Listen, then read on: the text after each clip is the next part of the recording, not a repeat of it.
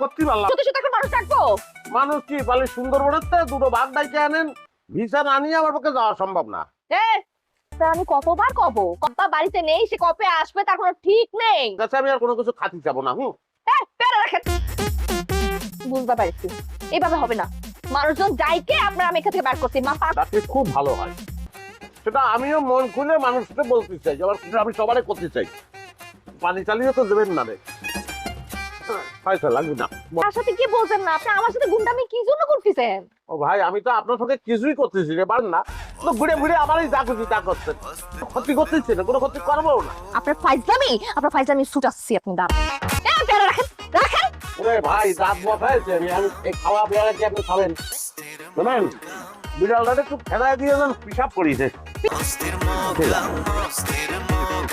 আমি আর পারতেছি না আব্বা। এই লোকটা দেখে আমি বুঝে গেছি এই লোক এত সহজে চলে যাওয়ার বান্দা না। তার অবস্থা দেখেছিস, সামনে গেলে তার পুরো ছাপায় পড়বি। আমি তো ভালো একটা চাকরি পাইছি না, বাইরে তো আমার মেলা খাম। এই ব্যবসা করতে গিয়ে কম মানুষ তো বিপদে ফেললেন আপনি। এই ব্যবসা টেনে কি আমি একলা একলা খাই নাকি? এই সংসারে খরচ হয় না। এখন ভিসা যদি দেরি করে আসে আমি কি করব? এটা ছাড়া কি কোনো কাজ কাম নেই আব্বা? মারি, তুই এইবারের মতো ভেজাটে নিয়ে চাই তুই। লোকের যে টেয়া তুমি কি সব মাইরে খায় ফেলাইছো নাকি? যেখানে জমা টমা দেওয়ার কথা সেখানে জমা দিছো? বলা জমা দিয়েছি, আমাকে তারা পারছে